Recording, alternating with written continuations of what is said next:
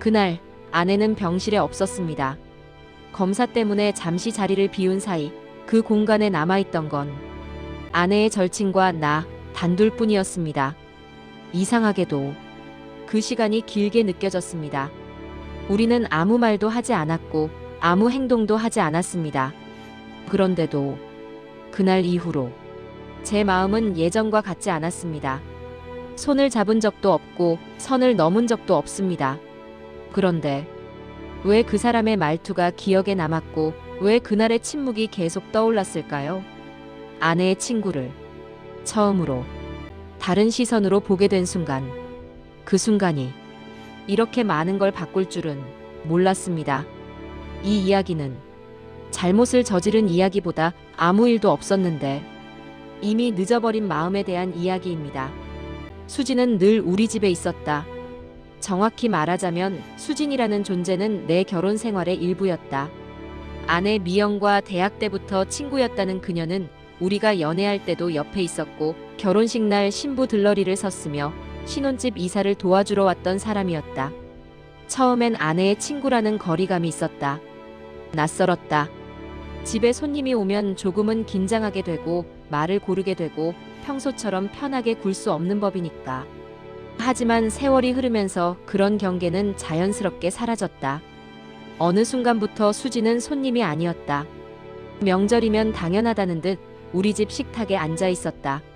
시댁 어른들께 인사를 드리고 제사상을 차리는 걸 거들었으며 큰아들이 군대에 갔을 때는 미영보다 더 걱정했다. 둘째 딸이 대학에 붙었을 땐 미영과 함께 울면서 기뻐했고 첫째 아들 결혼식 날엔 내가 축사를 하는 동안 객석에서 눈물을 훔치고 있었다. 그렇게 20년이 넘는 시간이 흘렀다. 어느새 나는 쉰을 넘긴 중년이 됐고 미영도 머리에 흰머리가 늘어났으며 수진 역시 처음 봤을 때의 그 발랄한 대학생이 아니라 차분한 중년 여성이 되어 있었다. 수진은 결혼하지 않았다. 한때 연애를 했던 적도 있었고 결혼 직전까지 갔던 적도 있었다. 하지만 결국 혼자가 됐다. 미영은 그때마다 안타까워하며 수진 걱정을 했지만 정작 수진은 담담했다. 나는 이게 편해. 혼자 사는 것도 나쁘지 않아. 그녀는 늘 그렇게 말했다. 웃으면서 나는 그 말을 액면 그대로 받아들였다. 깊이 생각해 본 적이 없었다. 수진이 어떤 감정으로 살아가는지, 외로움을 느끼는지, 혹은 후회는 없는지 그런 걸 궁금해하지 않았다. 왜냐하면 수진은 그저 아내의 친구였으니까. 그 이상도 그 이하도 아니었다. 적어도 나는 그렇게 믿어왔다. 미영이 쓰러진 건 지난달 초였다. 아침에 일어나서 어지럽다고 했다. 처음엔 대수롭지 않게 생각했다. 미영은 원래 혈압이 낮은 편이었고 피곤하면 가끔 그런 증상이 있었으니까. 좀 쉬어. 내가 아침 차릴게. 괜찮아. 금방 나을 거야. 그렇게 말하던 미영이 부엌에서 그릇을 떨어뜨렸다. 쨍그랑 소리에 놀라 달려갔을 때 미영은 식탁 의자에 주저앉아 있었다. 얼굴이 창백했다. 병원 가자. 아니야, 괜찮아. 그냥 좀 어지러질해서. 병원 가자고. 나는 더 이상 묻지 않고 미영을 부축해 차에 태웠다. 응급실에서 검사를 받았다. 의사는 정밀 검사가 필요하다고 했다. 혈압도 불안정하고 심장 쪽에서도 이상 신호가 포착됐다며 입원을 권했다. 큰 병은 아니에요. 하지만 나이가 있으시니까 확실하게 확인하고 넘어가는 게 좋겠습니다. 큰 병은 아니라는 말에 안도했지만 동시에 불안했다. 미영은 평생 큰 병치레 없이 살아온 사람이었다. 감기도 잘 안 걸렸고 몸이 튼튼한 편이었다. 그런 미영이 병원 침대에 누워있다는 사실이 낯설었다. 입원 수속을 마치고 병실로 올라갔을 때 미영이 먼저 휴대폰을 꺼냈다. 수진이한테 연락해야지. 왜? 괜히 걱정시키지 말고. 아니야. 얘기해야 돼.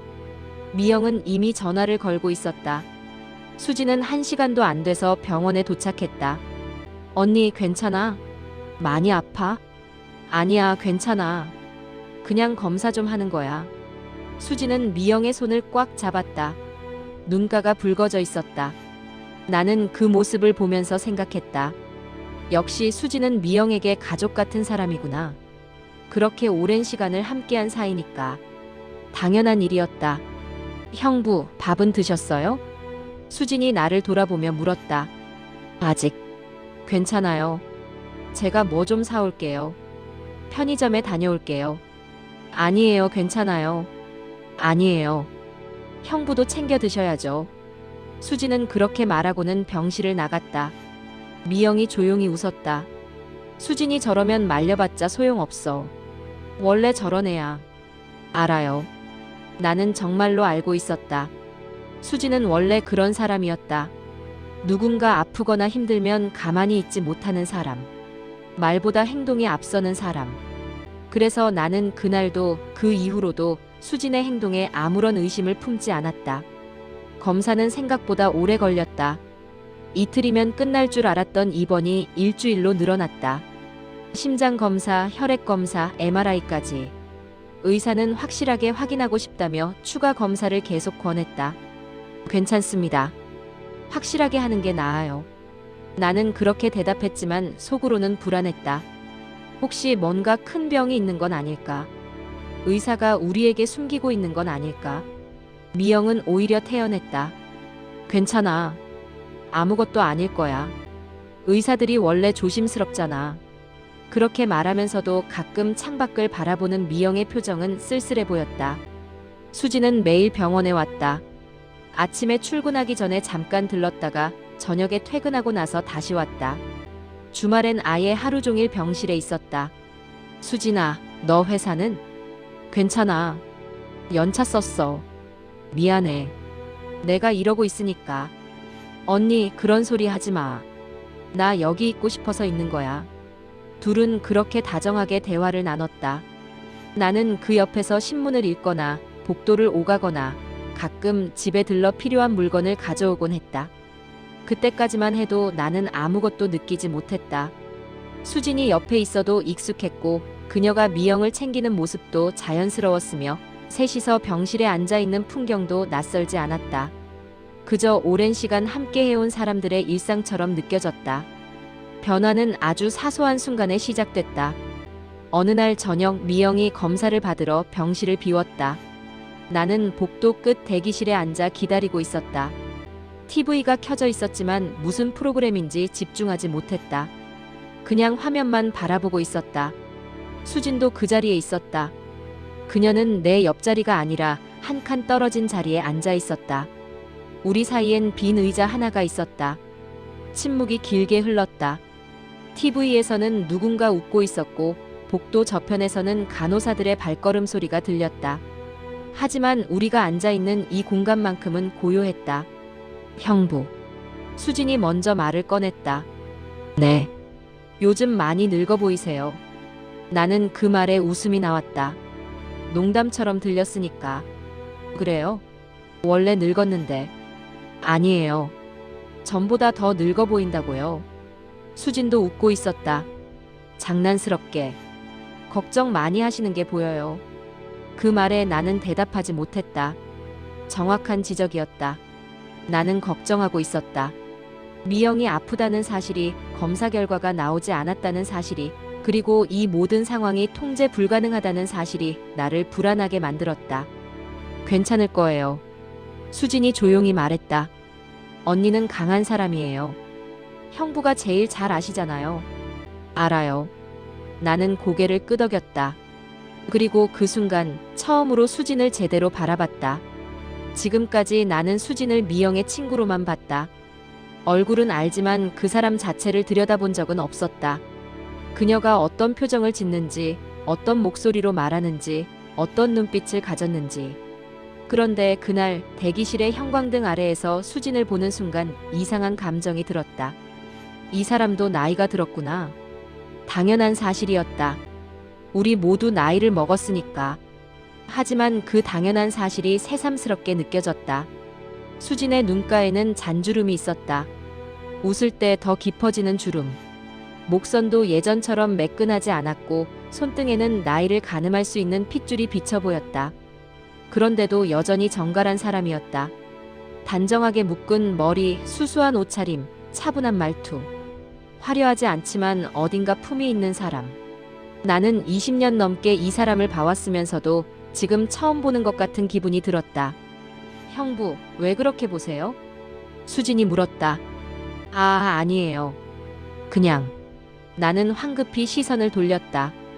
TV 화면을 보는 척했지만 심장이 조금 빠르게 뛰고 있다는 걸 느꼈다. 왜 그런지 몰랐다. 그냥 낯선 기분이었다. 그날은 그렇게 끝났다. 미영이 검사를 마치고 돌아왔고 우리는 다시 병실로 갔다. 수지는 조금 있다가 집으로 돌아갔고 나는 미영 곁에서 밤을 보냈다. 아무 일도 없었다. 하지만 집으로 돌아오는 길, 나는 계속 그 대기실의 순간을 떠올렸다. 수진의 말투, 표정, 그리고 내가 느꼈던 그 낯선 감정. 요즘 많이 늙어 보이세요. 그 말이 머릿속에서 맴돌았다. 왜 그 말이 자꾸 생각나는지 몰랐다. 농담이었을 뿐인데. 아무 의미 없는 말이었을 뿐인데. 그런데 그 말이 이상하게 오래 남았다. 마치 무언가 시작된 것 같은 기분이 들었다. 무엇이 시작됐는지는 몰랐다. 하지만 뭔가 달라졌다는 걸 나는 어렴풋이 느끼고 있었다. 그리고 그 느낌이 나를 불안하게 만들었다. 미영의 입원이 길어지면서 일상도 조금씩 달라졌다. 아침에 일어나면 혼자였다. 식탁에는 나 혼자 앉아 간단히 토스트를 먹고 설거지도 혼자 했다. 집은 조용했다. 미영이 없으니 TV 소리도 부엌에서 나는 소리도 없었다. 회사 일은 평소처럼 했지만 집중이 잘 안 됐다. 오후가 되면 병원에서 연락이 올까봐 휴대폰을 자주 확인했고 퇴근 시간이 되면 서둘러 병원으로 향했다. 수지는 여전히 매일 왔다. 어떨 땐 내가 도착하기 전에 이미 와 있었고 어떨 땐 내가 먼저 도착해서 기다리고 있으면 조금 뒤에 왔다. 패턴은 없었지만 결과는 같았다. 우리는 늘 병실에서 만났다. 형부, 저녁 드셨어요? 아직요. 수진 씨는? 저도요. 그럼 같이 먹을까요? 자연스러운 대화였다. 어색할 것도 없었다. 우리는 병원 구내식당에 가서 저녁을 먹거나 근처 편의점에서 샌드위치를 사와서 병실 앞 라운지에서 먹곤 했다. 미영은 그런 우리를 보며 웃었다. 너희 둘이 더 친해지겠네. 뭐가요? 원래 친한데. 수진이 농담처럼 대답했다. 미영은 만족스러운 표호로 고개를 끄덕였다. 자기 친구와 남편이 잘 지내는 게 좋은 모양이었다. 나도 그게 당연하다고 생각했다. 적어도 처음엔 그랬다. 변화는 아주 천천히 왔다. 어느 날 저녁 미영이 또 검사를 받으러 갔다. 심전도 검사였나, 초음파 검사였나. 정확히 기억나지 않는다. 중요한 건 미영이 1시간 넘게 자리를 비운다는 사실이었다. 수진과 나는 병실에 남았다. 형부, 커피 드실래요? 괜찮아요. 전 마시러 갈 건데 같이 가시죠. 수진은 이미 일어나고 있었다. 우리는 1층 로비에 있는 카페로 내려갔다. 저녁 시간이라 사람이 많지 않았다. 카운터에서 커피를 주문하고 창가 자리에 앉았다. 밖은 어두워지고 있었다. 병원 앞 가로등에 불이 켜지기 시작했고 사람들은 하나둘 집으로 향하고 있었다. 언니 많이 좋아진 것 같아요. 수진이 먼저 말을 꺼냈다. 그래요. 얼굴도 많이 좋아졌고. 다행이에요. 처음엔 정말 걱정했거든요. 저도요. 짧은 대화 뒤에 침묵이 흘렀다. 우리는 커피를 마시며 창밖을 바라봤다. 할 말이 없었다. 아니, 정확히는 할 말을 찾지 못했다. 미영이 있으면 대화가 자연스러웠다. 미영이 화제를 꺼내고 우리는 그에 맞춰 대답하면 됐다. 하지만 미영이 없으니 우리 사이에 남은 건 어색한 정적뿐이었다. 형부는 언니랑 언제 처음 만나셨어요? 수진이 물었다. 벌써 30년도 더 됐죠. 대학 때 소개팅으로 만났어요. 그땐 언니가 어땠어요? 밝았죠. 지금보다 훨씬 더. 맨날 웃고 다녔어요. 수진이 웃었다. 지금도 잘 웃잖아요. 그래요? 나이 들면서 좀 차분해진 것 같은데. 그래도 여전히 밝아요. 언니는 원래 그런 사람이에요. 나는 고개를 끄덕였다. 수진의 말이 맞았다. 미영은 원래 밝은 사람이었다. 힘든 일이 있어도 금방 털어내고 늘 긍정적이었다. 그게 미영의 장점이었다. 형부는요? 저요? 어떤 사람이세요? 갑자기 받은 질문이었다. 나는 잠시 생각했다. 나는 어떤 사람일까? 이런 질문을 받아본 게 언제였던가? 글쎄요. 평범한 사람이죠. 특별할 것 없는. 그렇게 생각하세요? 그런 것 같은데요. 수진이 천천히 고개를 저었다. 저는 형부가 되게 꼼꼼한 사람인 것 같아요. 꼼꼼해요? 네. 언니 약 챙기는 거 보면 시간 되면 꼭 먹였는지 확인하시잖아요. 의사 선생님 말씀도 메모해 두시고. 나는 그게 당연한 일이라고 생각했는데 수지는 그걸 꼼꼼하다고 표현했다. 그리고 조용한 것 같아요. 말이 많지 않으시잖아요. 원래 말이 별로 없어요. 그런데 필요한 말은 다 하시더라고요. 딱 필요한 만큼만. 수지는 커피를 한 모금 마시며 말을 이었다. 그게 좋은 것 같아요. 요즘 사람들은 너무 말이 많잖아요. 나는 대답하지 않았다. 그저 수진을 바라봤다. 이 사람은 나를 이렇게 관찰하고 있었구나. 20년 넘게 옆에서 지켜보면서 내가 어떤 사람인지 나름대로 정리를 해뒀구나. 그 사실이 새삼스러웠다. 수진 씨는요? 수진 씨는 어떤 사람이에요? 내가 되물었다. 수진이 잠시 멈칫했다. 예상하지 못한 질문이었던 모양이다. 저요? 저는 그냥 평범하죠. 아까 제가 한 대답이랑 똑같네요. 수진이 웃었다. 그러게요. 우리 둘 다 자기 자신은 평범하다고 생각하나 봐요. 다른 사람이 보기엔 다를 텐데. 형부가 보시기엔 전 어때요? 순간 대답이 막혔다. 수진은 어떤 사람일까? 20년을 알고 지냈지만 정작 제대로 생각해 본 적이 없었다. 항상 미영의 친구라는 틀 안에서만 봤으니까. 착한 사람이죠. 착해요? 네. 미영 챙기는 거 보면. 그건 제가 언니를 좋아하니까요. 그래도 이렇게까지 하는 사람 흔치 않아요. 수진이 고개를 저었다. 별거 아니에요. 전 그냥 언니가 제 가족 같아서요. 그 말에 나는 알 것 같았다. 수진에게 미영은 그냥 친구가 아니었다. 가족이었다. 혈연은 아니지만 어쩌면 혈연보다 더 가까운 존재. 그래서 이렇게 매일 병원에 오는 거겠지. 우리는 1시간 가까이 카페에 앉아 있었다. 대화는 계속 이어졌다. 미영 이야기, 옛날 이야기, 별것 아닌 일상 이야기. 자연스러웠다. 생각보다 할 말이 많았다. 그리고 이상했다. 미영 없이 수진과 단둘이 이렇게 오래 이야기한 게 처음이었다는 사실을 깨달았다. 지난 20년 동안 우리는 늘 셋이었다. 미영이 중심이었고 나와 수진은 미영을 중심으로 대화했다. 단둘이 남는 일은 거의 없었고 있다 해도 짧게 지나갔다. 그런데 지금은 달랐다. 미영이 없는 이 시간이 어색하지 않았다. 오히려 편했다. 그게 이상했다. 형부, 언니 검사 끝났을 것 같은데 올라가 볼까요? 수진이 시계를 보며 말했다. 그래요. 우리는 자리에서 일어났다. 엘리베이터를 타고 병실로 올라가는 동안 나는 계속 생각했다. 방금 그 시간이 불편하지 않았다는 게 왜 이렇게 신경 쓰이는 걸까? 그날 밤 집으로 돌아와 침대에 누웠을 때도 그 생각이 떠올랐다. 수진과 나눈 대화, 그녀가 했던 말, 그녀를 바라보던 순간들. 형부는 조용한 것 같아요. 말이 많지 않으시잖아요. 그 말이 계속 맴돌았다. 수진은 나를 관찰하고 있었다. 20년 동안 내가 의식하지 못하는 사이에 그녀는 나를 지켜보고 있었다. 그리고 나는 지금에서야 그녀를 보기 시작했다. 아내의 친구가 아니라 한 사람으로. 그 이후로 우리는 자주 단둘이 남게 됐다. 의도한 건 아니었다. 하지만 상황이 계속 그렇게 만들었다. 미영의 검사 시간, 미영이 잠든 시간, 면회 시간이 끝난 늦은 밤. 우리는 늘 어딘가에 함께 있었다.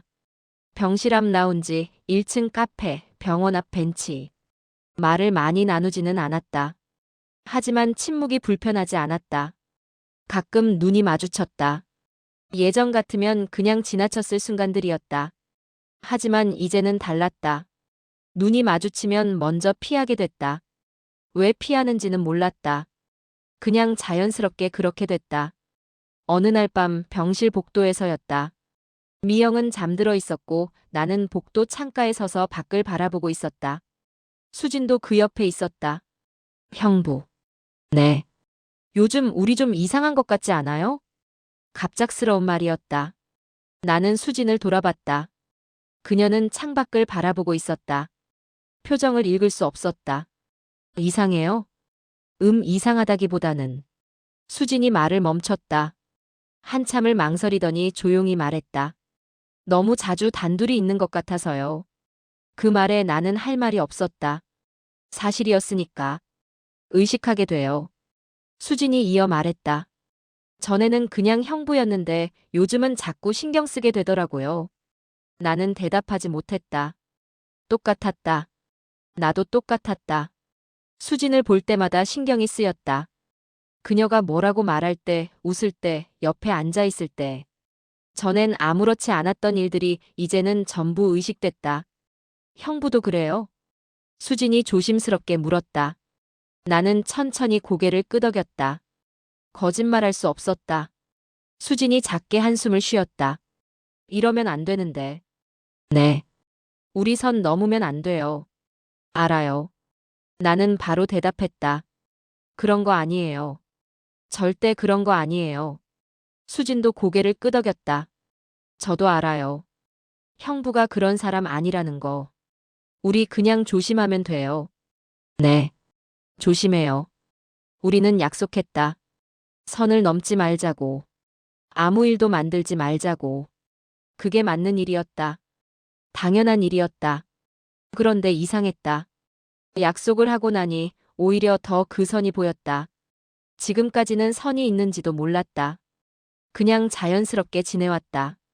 하지만 선을 넘지 말자고 말하는 순간부터 그 선이 계속 눈에 밟혔다.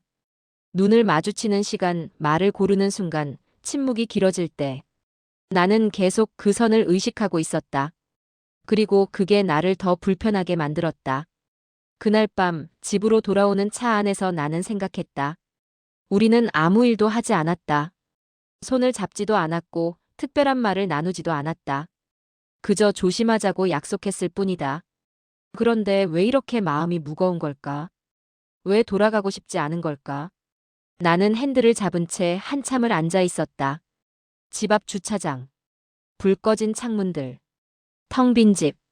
미영이 없는 집으로 돌아가야 한다는 사실이 외로웠다. 아니, 정확히는 수진과 헤어져야 한다는 사실이 외로웠다. 그 생각을 하는 순간 나는 깨달았다. 뭔가 잘못되고 있다는 걸. 선을 넘지 않겠다고 약속했지만 이미 어딘가에서 무너지고 있다는 걸. 나는 시동을 끄고 차에서 내렸다. 그리고 어두운 집으로 걸어 들어갔다. 혼자. 미영의 상태는 조금씩 나아지고 있었다. 검사 결과들이 하나씩 나올 때마다 의사는 안심시키는 말을 했다. 큰 문제는 없다고, 조금만 더 안정을 취하면 퇴원할 수 있다고. 다행이다. 나는 그렇게 중얼거렸다. 정말 다행이었다. 미영이 건강하다는 것. 곧 집으로 돌아올 수 있다는 것. 그런데 이상했다. 안도감과 동시에 다른 감정도 느껴졌다. 뭐라고 표현해야 할지 모르겠는 묘한 아쉬움 같은 것. 미영이 퇴원하면 이 시간들도 끝난다. 병원에 오는 일도, 수진과 단둘이 남는 시간도, 복도에서 나누던 대화도 전부 끝난다. 그게 당연한 건데 왜 아쉬운 걸까? 나는 그 감정을 애써 무시하려 했다. 어느 날 저녁 미영이 먼저 말을 꺼냈다. 당신 요즘 표정이 어두워. 그래요? 응. 무슨 걱정 있어? 나는 고개를 저었다. 아니에요. 피곤해서 그래요. 회사 일 힘들어. 괜찮아요. 미영은 내 손을 잡았다. 미안해. 내가 이러고 있으니까 당신 고생이 많지. 무슨 소리예요? 당신이 아픈데. 그래도 집안일도 다 당신 혼자 하고 병원도 매일 오고. 그 정도야 당연한 거죠. 미영이 웃었다. 고마워. 정말. 나는 아무 말도 하지 못했다. 고맙다는 말이 가슴에 꽂혔다. 미영은 아무것도 모르고 있었다. 나를 믿고 있었다. 그리고 고마워하고 있었다. 그런데 나는 지금 무슨 생각을 하고 있는 건가? 그날 밤 수진이 늦게 왔다. 형부, 죄송해요. 회사 일이 좀 늦게 끝났어요. 괜찮아요. 미영이는 벌써 잤어요. 아, 그럼 조용히 들어가야겠네요. 수지는 병실 문을 살짝 열어 안을 확인했다. 미영이 자고 있는 걸 보고는 다시 문을 닫았다. 깨우면 안 될 것 같은데. 그냥 갈게요. 벌써요? 나도 모르게 나온 말이었다. 수진이 나를 보았다. 네. 언니 주무시는데 있어봤자. 아, 그렇죠. 어색한 침묵이 흘렀다. 그럼 저 먼저 갈게요. 네. 조심히 들어가세요. 수진이 돌아섰다. 몇 걸음 걷다가 멈춰섰다. 그리고 다시 돌아왔다. 형부. 네. 혹시 시간 괜찮으시면 잠깐 커피 한 잔 하고 가면 안 될까요? 나는 망설였다. 가야 한다고 생각했다. 집에 가야 한다고. 여기서 더 머물 이유가 없다고. 하지만 입에서 나온 말은 달랐다. 그럴까요? 우리는 병원 1층 카페로 내려갔다. 늦은 시간이라 사람이 거의 없었다. 카페 직원도 졸린 듯 하품을 하고 있었다. 커피를 주문하고 구석자리에 앉았다. 요즘 회사 일이 많아요? 내가 먼저 물었다. 네. 결산 시즌이라서요. 힘들겠네요. 괜찮아요. 원래 이맘때가 바빠요. 수진이 커피를 한 모금 마셨다. 형부는 요즘 어때요? 저요? 뭐, 그냥 그렇죠. 집에서 혼자 계시니까 불편하시죠? 조금요. 익숙하지 않아서. 밥은 잘 챙겨 드세요? 대충요. 혼자 먹으면 맛이 없어서. 수진이 미안한 표정을 지었다. 제가 도와드릴 수 있으면 좋을 텐데. 아니에요. 괜찮아요. 반찬이라도 좀 만들어 드릴까요? 아니에요. 정말 괜찮아요. 나는 손을 저었다. 수진이 우리 집 반찬을 만든다는 건 이상한 일이었다. 선을 넘는 일 같았다. 그래도 수진 씨도 바쁘잖아요. 신경 쓰지 마세요. 수진이 더 이상 말하지 않았다. 우리는 한동안 말없이 커피를 마셨다. 시계를 보니 밤 10시가 넘어가고 있었다. 이 시간까지 병원에 있을 이유가 없었다. 미영은 자고 있고 우리가 여기 있어봤자 할 일도 없었다. 그런데 일어나고 싶지 않았다. 형부. 수진이 조용히 불렀다. 네. 우리 요즘 너무 자주 이러는 것 같아요. 그래요? 네. 단둘이 있는 시간이 너무 많아진 것 같아요. 나도 알고 있었다. 의도한 건 아니었어요. 저도 알아요. 그냥 상황이 이렇게 된 거죠. 수진이 커피잔을 내려놓았다. 근데 이러다 보면 익숙해질 것 같아서요. 그 말에 나는 가슴이 철렁했다. 익숙해진다. 맞는 말이었다. 우리는 이미 익숙해지고 있었다. 단둘이 있는 것도, 대화하는 것도, 침묵을 나누는 것도 전부 자연스러워지고 있었다. 그러면 안 되는데. 수진이 중얼거렸다. 왜요? 내가 물었다. 수진이 나를 바라봤다. 형부 정말 모르세요? 뭘요? 우리가 지금 어떻게 되고 있는지. 나는 대답하지 못했다. 알고 있었다. 알고 있었지만 인정하고 싶지 않았다. 수진이 한숨을 쉬었다. 저 요즘 형부 생각이 자꾸 나요. 그 고백에 나는 숨이 멎었다. 집에 가서도 회사에서 일할 때도 자려고 누웠을 때도 계속 형부 생각이 나요. 수진 씨. 이러면 안 되는 거 아는데 자꾸 그래요. 수진의 목소리가 떨렸다. 형부는 안 그래요? 나는 거짓말을 할 수 없었다. 저도 그래요. 인정하는 순간 뭔가 무너지는 느낌이었다. 지금까지 쌓아왔던 방어벽 같은 것. 아무렇지 않은 척, 그냥 친구의 남편과 아내의 친구일 뿐이라고 믿었던 그 벽. 우리 어쩌죠? 수진이 물었다. 나는 대답할 수가 없었다. 어쩌긴 뭘 어째. 아무것도 할 수 없었다. 아무것도 하면 안 돼요. 내가 말했다. 알아요. 우리 선 넘으면 안 돼요. 네. 미영이한테. 말을 잇지 못했다. 미영이한테 어떻게 할 건가? 미영을 배신할 건가? 그럴 수 없었다. 형부 말이 맞아요. 수진이 고개를 끄덕였다. 우리 선 넘으면 안 돼요. 절대.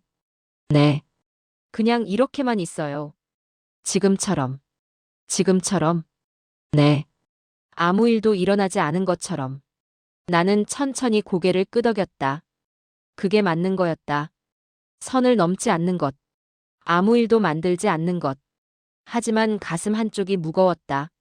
그날 이후로 우리는 더 조심스러워졌다. 눈을 마주치지 않으려 했다. 말을 줄였다. 단둘이 남는 상황을 피하려 했다. 수진은 미영이 깨어 있을 때만 병원에 왔다. 미영이 검사를 받으러 가면 수진도 함께 자리를 떴다. 나와 마주칠 시간을 최소화했다. 나도 마찬가지였다. 수진이 올 시간에는 병실을 비웠다. 커피를 마시러 간다거나 산책을 한다거나 핑계를 만들어 자리를 피했다. 미영은 눈치채지 못했다. 수진이 요즘 바쁜가 봐. 예전보다 일찍 가더라. 그런가 봐요. 당신도 요즘 밖에 자주 나가네. 답답해서요. 바람 좀 쥐러. 미영은 고개를 끄덕였다. 아무것도 의심하지 않았다. 그게 다행이면서도 동시에 괴로웠다. 어느 날 밤 집에 혼자 앉아 있을 때 깨달았다. 우리는 선을 넘지 않았다. 손을 잡지도 않았고 포옹하지도 않았고 키스는 더더욱 하지 않았다. 심지어 이제는 제대로 대화도 하지 않았다. 그런데 왜 이렇게 힘든 걸까? 왜 매일 밤 잠이 안 오는 걸까? 왜 수진 생각이 계속 나는 걸까? 나는 거실 소파에 앉아 천장을 바라봤다. 텅 빈 집. 켜진 TV에서는 누군가 웃고 있었지만 나는 웃을 수 없었다. 휴대폰이 울렸다. 문자였다. 수진이었다. 형부, 오늘 병원 못 갔어요. 언니한테 전화는 드렸는데 형부한테도 말씀드려야 할 것 같아서요. 짧은 문자였다. 나는 답장을 쓰려다가 멈췄다. 뭐라고 써야 할까? 괜찮아요라고 쓰면 되는 걸까? 아니면 잘 쉬세요라고 해야 하나? 한참을 망설이다가 결국 이렇게 썼다. 네, 알겠습니다. 푹 쉬세요. 딱딱한 문장이었다. 하지만 그게 안전했다.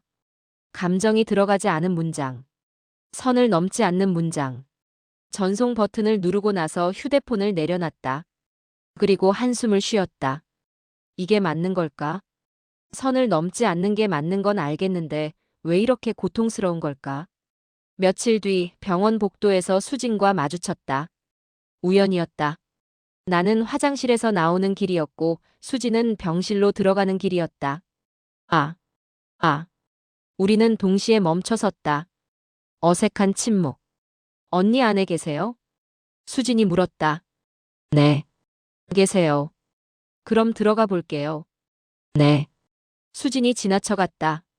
스쳐 지나가는 순간 그녀의 향수 냄새가 났다. 옅은 향. 은은한 꽃향기 같은 것. 그 냄새가 오래 남았다. 나는 한참을 그 자리에 서 있었다. 복도는 조용했다. 간호사들의 발걸음 소리, 병실에서 새어나오는 TV 소리, 멀리서 들리는 앰뷸런스 사이렌. 일상적인 소리들이었다. 하지만 내 안에서는 일상적이지 않은 무언가가 자라고 있었다. 선을 넘지 않겠다고 약속했다. 하지만 약속으로 막을 수 있는 게 아니었다. 감정은 이미 선을 넘어버렸다. 그날 밤 나는 처음으로 솔직해졌다. 거울 앞에 선 채로 나 자신에게 물었다. 너 지금 뭐 하는 거야? 대답은 없었다. 하지만 알고 있었다. 나는 지금 잘못된 길로 가고 있다는 걸. 돌아와야 한다는 걸. 미영에게로, 내 일상으로, 내가 있어야 할 자리로. 하지만 발걸음이 떨어지지 않았다. 이미 너무 멀리 와버린 것 같았다. 선을 넘지 않았는데도 돌아갈 수 없을 만큼 멀리. 나는 거울 속 내 얼굴을 바라봤다. 낯선 사람이 보였다. 아내를 사랑한다고 믿었던 남자. 아내의 친구를 그저 친구로만 봤다고 믿었던 남자. 선을 넘지 않으면 괜찮다고 믿었던 남자. 그 모든 게 무너지고 있었다. 그리고 나는 그걸 막을 수 없었다. 미영의 퇴원 날짜가 잡혔다. 다음 주 금요일이면 나갈 수 있대. 미영이 환하게 웃으며 말했다. 정말 다행이네요. 나는 그렇게 대답했다. 정말 다행이었다. 미영이 건강하다는 것, 곧 집으로 돌아온다는 것. 하지만 동시에 복잡한 감정이 밀려왔다. 미영이 집으로 돌아오면 모든 게 원래대로 돌아간다. 병원에 올 일도 없고 수진과 마주칠 일도 줄어들고 단둘이 남는 시간도 사라진다. 일상으로 돌아가는 것. 그게 당연한 건데 왜 마음 한구석이 허전한 걸까? 퇴원을 며칠 앞둔 어느 날 저녁이었다. 미영이 샤워를 하러 간 사이 나는 병실에서 짐을 정리하고 있었다. 입원하면서 가져온 옷가지들, 책, 소지품들. 그때 수진이 들어왔다. 형부, 언니는요? 샤워 중이에요. 아, 그럼 제가 좀 기다릴게요. 수진은 의자에 앉았다. 나는 계속 짐을 정리했다. 침묵이 흘렀다. 예전 같으면 자연스럽게 대화를 나눴을 것이다. 하지만 지금은 달랐다. 무슨 말을 해야 할지 몰랐다. 형부. 수진이 조용히 불렀다. 네. 언니 퇴원하면 우리 이제 못 보겠네요. 그 말에 손이 멈췄다. 그렇겠죠. 형부네 집에 가는 것도 당분간은 자제하는 게 좋을 것 같아요. 왜요? 물으면서도 이유를 알고 있었다.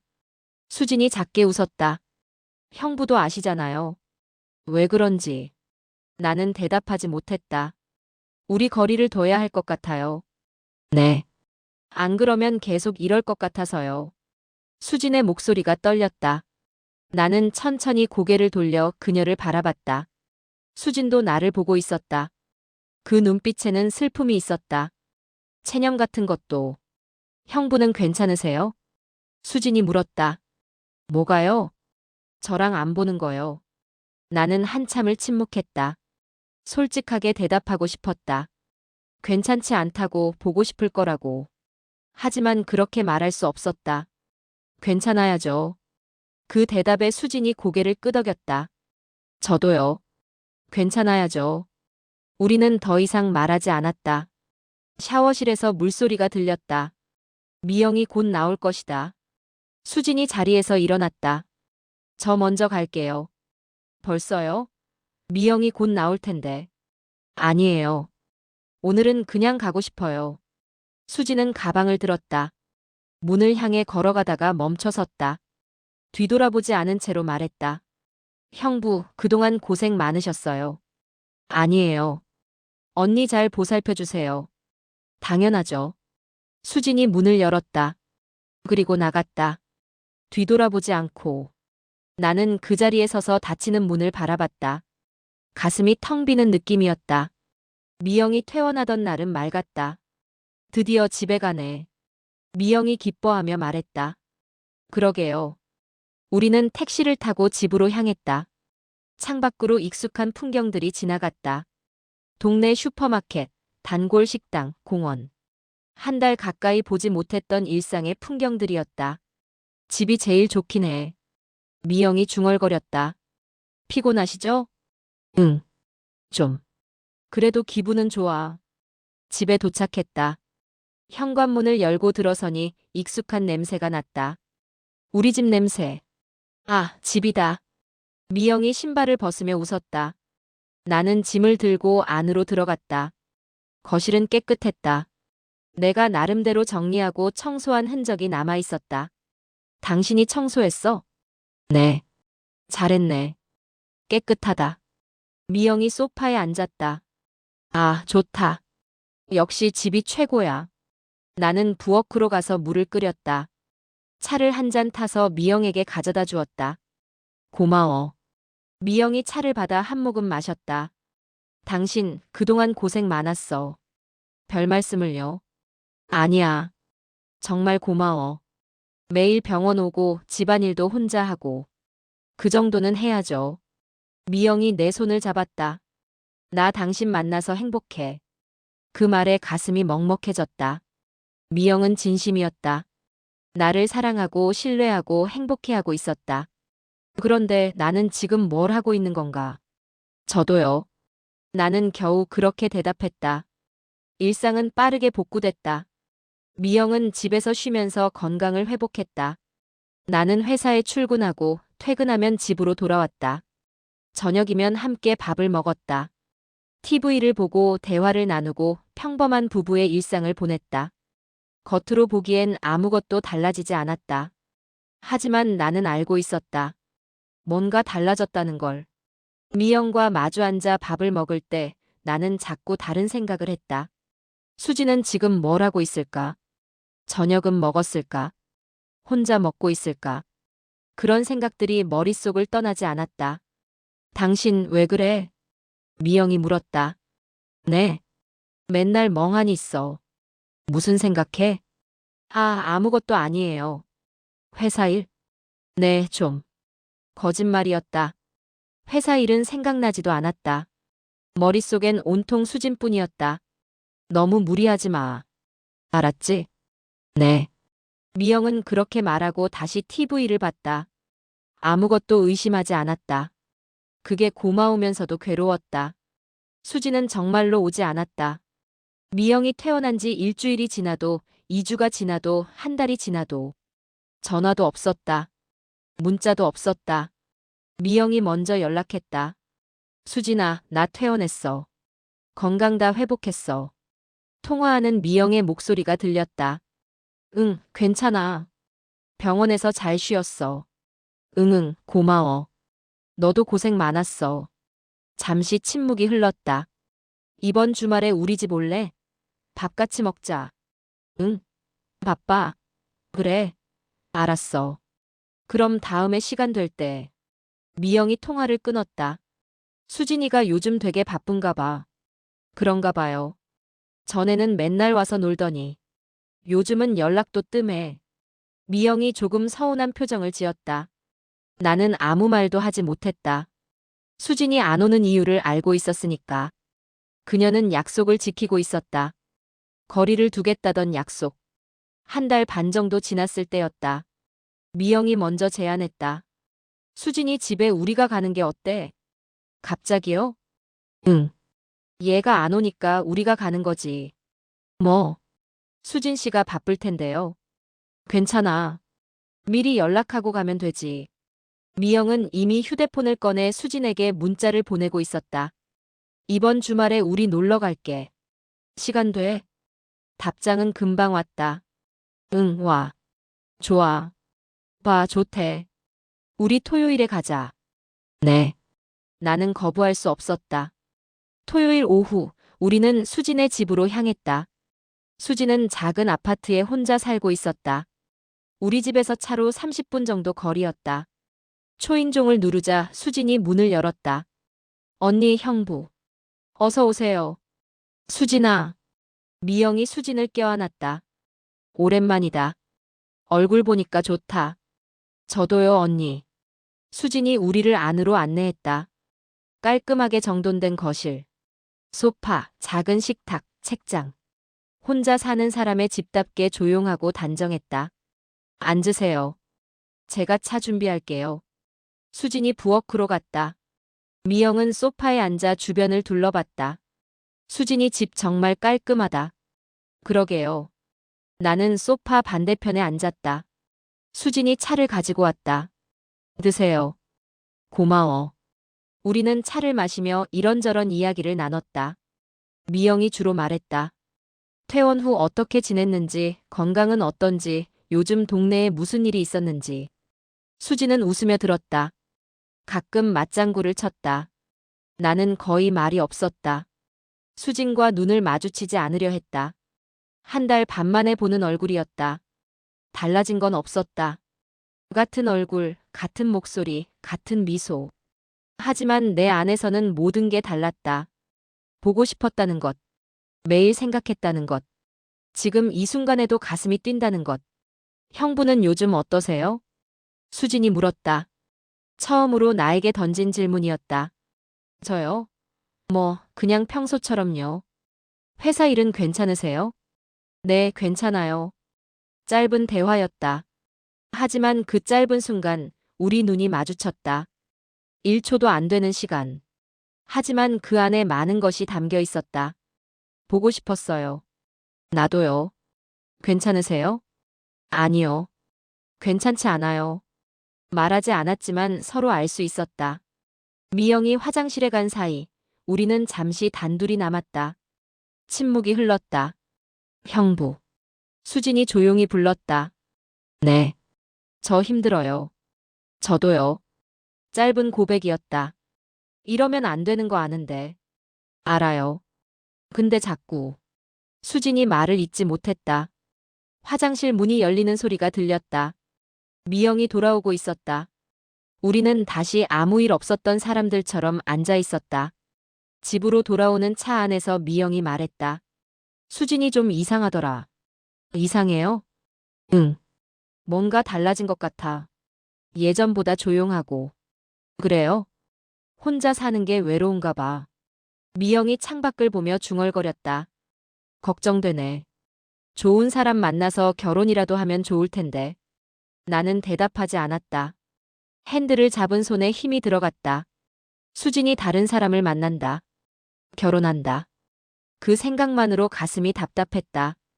당신 생각은 어때? 미영이 물었다. 뭐가요? 수진이 결혼하는 거. 글쎄요. 본인이 원하면 하겠죠. 그렇긴 한데. 그래도 걱정돼. 미영은 그렇게 말하고 다시 창밖을 봤다. 나는 계속 앞만 보고 운전했다. 가슴속에서 무언가 타들어가는 것 같았다. 그날 밤 잠이 오지 않았다. 미영은 옆에서 편안하게 자고 있었다. 나는 천장을 바라보며 생각했다. 우리는 정말 아무 일도 하지 않았다. 손을 잡지 않았다. 포옹하지 않았다. 키스하지 않았다. 만지지도 않았다. 그저 대화를 나눴을 뿐이다. 그런데 왜 이렇게 죄책감이 드는 걸까? 왜 미영을 배신한 것 같은 걸까? 아무 일도 없었는데. 정말 아무 일도 없었는데. 왜 이렇게 많은 게 달라진 걸까? 나는 조용히 침대에서 일어났다. 거실로 나가 소파에 앉았다. 어둠 속에서 혼자. 휴대폰을 꺼냈다. 수진의 연락처가 보였다. 전화하고 싶었다. 목소리를 듣고 싶었다. 하지만 할 수 없었다. 나는 휴대폰을 내려놓았다. 그리고 두 손으로 얼굴을 감쌌다. 아무 일도 일어나지 않았다. 하지만 모든 게 달라졌다. 그리고 나는 돌아갈 수 없었다. 예전의 나로, 예전의 일상으로. 선을 넘지 않았는데. 이미 모든 게 끝나버린 것 같았다. 계절이 바뀌었다. 미영이 퇴원한 지 석 달이 지났다.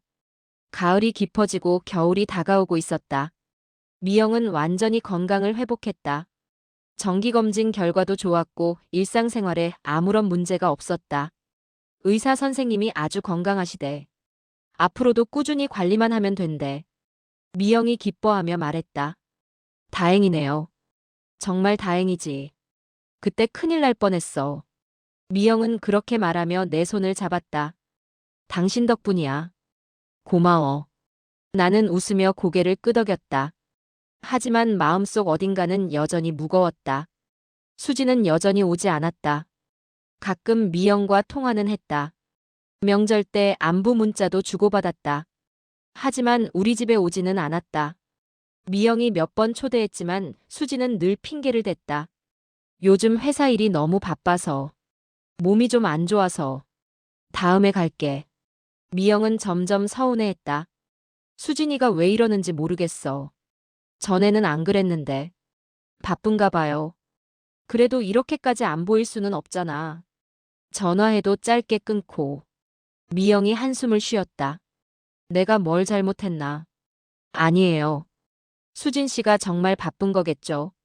나는 그렇게 위로했다. 하지만 알고 있었다. 수진이 안 오는 진짜 이유를.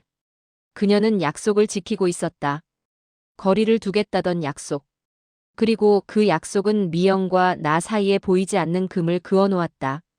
어느 날 저녁 미영이 제안했다. 이번 주말에 수진이한테 가자. 또요? 응. 얘가 안 오니까 우리가 가는 수밖에. 억지로라도 만나야겠어. 괜찮을까요? 뭐가? 친구인데. 당연히 만나야지. 미영은 이미 마음먹은 듯 했다. 나는 반대할 수 없었다. 토요일 오후 우리는 다시 수진의 집으로 향했다. 지난번 방문 이후 2달 만이었다. 초인종을 누르자 수진이 문을 열었다. 언니 형부. 수진아. 미영이 환하게 웃으며 수진을 껴안았다. 보고 싶었어. 왜 이렇게 안 보여? 미안해, 언니. 요즘 정신이 없어서. 그래도 이건 좀 심한 거 아니야? 미영의 목소리에 서운함이 묻어났다. 수진이 미안한 표정을 지었다. 정말 미안해. 앞으로는 자주 볼게. 그래야지. 우리는 안으로 들어갔다. 지난번과 똑같은 거실. 똑같은 소파. 하지만 분위기는 달랐다. 어색함이 감돌았다. 앉으세요. 차 준비할게요. 수진이 부엌으로 갔다. 미영은 소파에 앉으며 주변을 둘러봤다. 수진이 많이 피곤해 보이지 않아? 그래요? 응. 얼굴이 좀 상한 것 같아. 살도 빠진 것 같고. 나도 느꼈다. 수진은 지난번보다 야위어 보였다. 얼굴에 생기가 없었고 웃을 때도 억지스러워 보였다. 수진이 차를 들고 왔다. 드세요. 고마워. 우리는 차를 마시며 대화를 나눴다. 하지만 예전 같지 않았다. 대화가 자연스럽게 이어지지 않았다. 침묵이 자주 흘렀고 웃음도 어색했다. 미영도 느낀 듯 했다. 수진아, 너 정말 괜찮아? 응? 왜? 뭔가 이상해. 요즘 무슨 일 있어? 아니야. 아무 일도 없어. 그래도. 언니, 정말 괜찮아. 걱정하지 마. 수진이 억지로 웃었다. 미영은 더 묻지 않았다. 하지만 걱정스러운 눈빛으로 수진을 바라봤다. 한참 후 미영이 화장실에 갔다. 다시 우리 둘만 남았다. 침묵. 형부. 수진이 먼저 말을 꺼냈다. 네. 이러면 안 되는 거 알아요. 네. 우리 이제 정말 그만 만나야 할 것 같아요. 그 말에 가슴이 철렁했다. 무슨 말이에요? 언니랑 형부 만날 때 저도 이제 안 만나려고요. 왜요? 형부도 아시잖아요. 왜 그런지. 수진의 목소리가 떨렸다. 저 이거 더는 못하겠어요. 수진 씨. 형부 보면 너무 힘들어요. 나는 아무 말도 할 수 없었다. 아무것도 안 했는데 왜 이렇게 괴로운지 모르겠어요. 수진이 눈을 감았다. 저 요즘 밤에 잠도 제대로 못 자요. 형부 생각 때문에. 저도 그래요. 내가 작게 대답했다. 수진이 눈을 떴다. 그러면 안 되잖아요. 알아요. 형부는 언니 남편이고 저는 언니 친구고. 네. 우리 이러면 안 돼요. 알아요. 같은 말만 반복했다. 알고 있었다. 이러면 안 된다는 걸. 하지만 어떻게 해야 할지 몰랐다. 그래서 이제 정말 그만 봐야 할 것 같아요. 수진이 단호하게 말했다. 언니한테는 제가 잘 말씀드릴게요. 해외 발령 났다고 아니면 다른 지역으로 이직한다고. 그렇게까지 할 필요는. 해야 돼요. 수진이 나를 똑바로 바라봤다. 안 그러면 저 정말 무너질 것 같아요. 그 눈빛에는 절박함이 있었다. 형부도 그러시죠? 나는 천천히 고개를 끄덕였다. 맞았다. 이대로 가다간 정말 무너질 것 같았다. 선을 넘을 것 같았다. 네, 그게 맞는 것 같아요. 내 대답에 수진이 작게 웃었다. 슬픈 웃음이었다. 화장실 문이 열리는 소리가 들렸다. 우리는 다시 아무렇지 않은 표정으로 돌아앉았다. 집으로 돌아오는 차 안에서 미영이 말했다. 수진이 뭔가 숨기는 것 같지 않아? 그래요? 응. 표정이 이상했어. 무슨 고민 있는 것 같던데. 그냥 피곤한 거 아닐까요? 아니야. 뭔가 있어. 미영이 걱정스럽게 말했다. 나중에 따로 만나서 물어봐야겠어. 나는 대답하지 않았다. 핸들을 잡은 손에 힘이 들어갔다. 수진이 떠난다. 정말로 떠난다. 그 생각만으로 숨이 막혔다. 일주일 후 미영이 전화를 받고 충격을 받은 얼굴로 나를 봤다.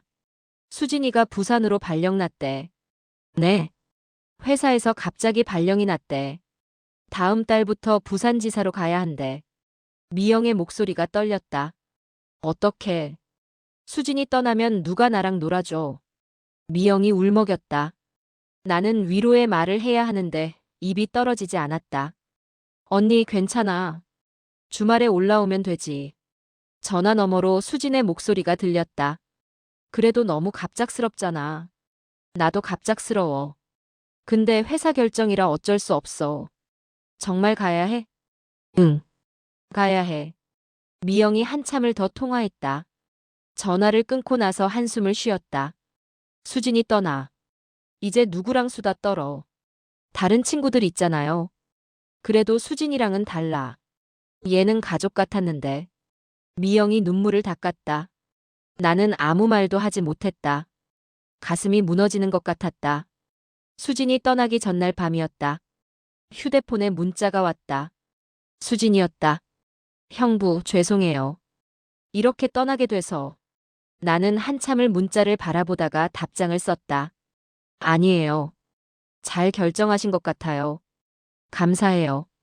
그동안 형부 만나서 좋았어요. 그 문자를 읽는 순간 눈물이 날 것 같았다. 저도요. 부디 언니 잘 보살펴 주세요. 당연히 그래야죠. 그럼 안녕히 계세요. 마지막 문자였다. 나는 답장을 쓰려다가 멈췄다. 뭐라고 써야 할까? 안녕히 가세요? 건강하세요? 보고 싶을 거예요? 아무것도 쓸 수 없었다. 결국 나는 답장하지 않았다. 그리고 휴대폰을 내려놓았다. 수진이 떠난 지 한 달이 지났다. 미영은 가끔 수진과 통화했다. 부산 생활은 어떤지, 회사는 괜찮은지. 수진은 잘 지내고 있다고 했다. 언니, 나 괜찮아. 여기도 좋아. 정말? 응. 새로운 환경이라 신선해. 그래도 외롭지 않아? 괜찮아. 걱정하지 마. 미영은 그 말을 믿고 싶어 했다. 나도 믿고 싶었다. 수진이 정말 괜찮기를, 새로운 곳에서 행복하기를. 하지만 알고 있었다. 그녀도 나처럼 힘들 거라는 걸. 어느 날 밤 미영과 나란히 누워있을 때였다. 당신. 네. 요즘 왜 그래? 뭐가요? 자꾸 멍하니 있어. 무슨 생각해? 아무것도 아니에요. 거짓말. 뭔가 있어. 미영이 내 얼굴을 들여다봤다. 나한테 말 못할 일이야? 나는 대답하지 못했다. 말할 수 없었다. 아무 일도 없었다고, 하지만 모든 게 달라졌다고. 수진을 생각한다고, 매일 밤 그녀 생각에 잠 못 이룬다고. 그런 말을 할 수 없었다. 회사 일이에요. 좀 복잡해서. 거짓말이었다. 미영은 한참을 나를 바라보다가 고개를 끄덕였다. 그래. 힘들면 언제든 말해. 알았지? 네. 미영이 내 손을 잡았다. 우리 평생 함께하기로 했잖아. 네. 뭐든 같이 이겨내자. 네. 미영은 그렇게 말하고 눈을 감았다. 나는 천장을 바라봤다. 평생 함께하기로 했다. 맞다. 나는 미영을 선택했다. 미영과 결혼했고, 가정을 꾸렸고, 평생을 약속했다. 그런데 왜 이렇게 된 걸까? 왜 다른 사람을 생각하게 된 걸까? 아무 일도 하지 않았는데. 정말 아무 일도 없었는데. 석 달이 더 지났다. 계절이 또 바뀌었다. 겨울이 가고 봄이 왔다. 미영은 건강했다. 일상도 평온했다. 수진과의 연락은 점점 뜸해졌다. 한 달에 한두 번 미영과 통화하는 게 전부였다. 나는 수진에게 연락하지 않았다. 그녀도 나에게 연락하지 않았다. 하지만 매일 생각했다. 지금 뭘 하고 있을까? 잘 지내고 있을까? 나를 생각할까? 그런 생각들이 끝없이 이어졌다. 어느 날 깨달았다. 어떤 관계는 시작하지 않아도 끝나버릴 수 있다는 걸. 우리는 손을 잡지 않았다. 키스하지 않았다. 포옹하지 않았다. 고백조차 제대로 하지 않았다. 그런데 끝났다. 시작도 하지 않았는데 이미 끝나버렸다. 수지는 이제 내 삶에 없었다. 연락도 만남도 아무것도 없었다. 하지만 가슴속에는 남아있었다. 지워지지 않는 무언가로. 봄날의 오후였다. 미영과 함께 공원을 산책했다. 날씨 좋다. 미영이 웃으며 말했다. 그러게요. 우리 이렇게 오래오래 함께하자. 네. 미영이 내 팔짱을 꼈다. 나는 미영을 내려다봤다. 내 아내. 평생을 함께하기로 약속한 사람. 사랑하는 사람. 하지만 마음 한구석에는 여전히 다른 사람이 있었다. 만나지도 못하는, 연락하지도 못하는, 그저 생각만 하는 사람. 그리고 그 사실이 나를 평생 괴롭힐 거라는 걸 알았다. 아무 일도 없었다. 정말 아무 일도. 하지만 모든 게 달라졌다. 그리고 나는 이제 예전으로 돌아갈 수 없었다. 선을 넘지 않았는데 이미 모든 걸 잃어버린 것 같았다. 나 자신을, 평온함을, 그리고 죄책감 없이 살 수 있는 자격을. 공원을 걷는 내내 나는 생각했다. 어떤 사랑은 이루어지지 않아도 사람을 바꿔놓는다는 걸. 어떤 만남은 시작하지 않아도 끝을 가져온다는 걸. 그리고 어떤 이별은 헤어지지 않았는데도 평생 남는다는 걸. 수진. 그 이름만으로도 가슴이 아팠다. 하지만 나는 계속 걸었다. 미영의 팔짱을 낀 채로. 내가 선택한 삶을, 내가 지켜야 할 약속을. 그렇게 살아갈 것이다. 평생.